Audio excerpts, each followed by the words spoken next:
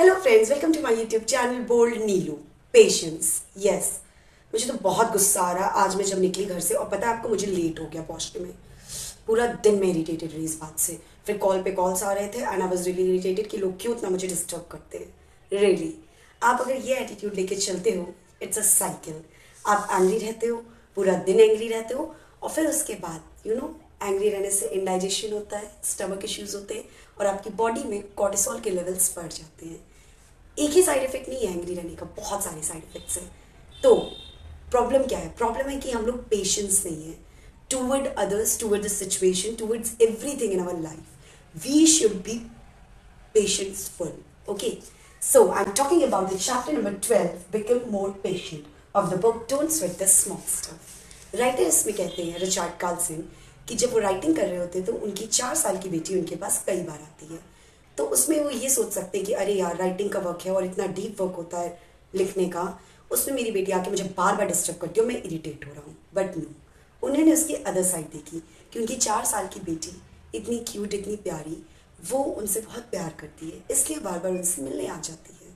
अगर वो ये सोचते कि वो बच्ची उनका वर्क डिस्टर्ब करना चाहती है तो वो फ्रस्ट्रेट होते, लेकिन उन्होंने अपनी बेटी की इनोसेंस देखी। Same as I have my niece and when she comes to my home I do play with her. मैं ये सोच सकती हूँ कि अरे यार, ये बच्ची क्यों आ जाती है मेरे घर, एंड मैं अपने वर्क को असाइड रख के उसके साथ कैसे खेलूँ। बट नो, आपको लोगों के टूवर्ड्स, अपने रिलेशनशिप, बाहर के लोगों, सबके टूवर्ड्स पेशेंसफुल रहना है, धैर्य रखना है। क्योंकि अगर आप धैर्य रखते हैं, इसमें आप उनका भला नहीं कर रहे, आप खुद का भला कर रहे हैं। क्योंकि इसका की पॉइंट यही कहता है, patience adds a dimension of ease and acceptance in your life. It's essential for inner peace. It involve seeing the innocence in others. अगर आप थोड़ा सा भी धैर्य रखेंगे तो आप लोगों के प्रति उनकी मासूमियत को देख पाएंगे और समझ पाएंगे कि लोग जानबूझ के आपका काम नहीं बिगाड़ना चाहते हैं। कोई भी आपके पास आया है तो किसी पर्पस से आया होगा या उसका कोई वर्क होगा। That's why that person is visiting you.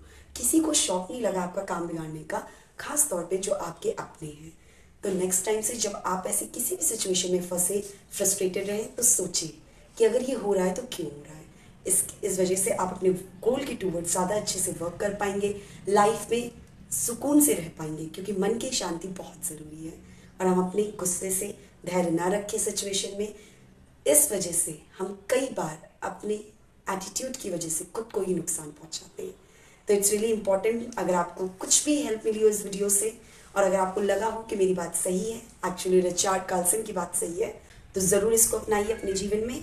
And do like, share and subscribe my YouTube channel for more such videos of the book don't sweat the small stuff and be patient toward others, because it gives you inner peace.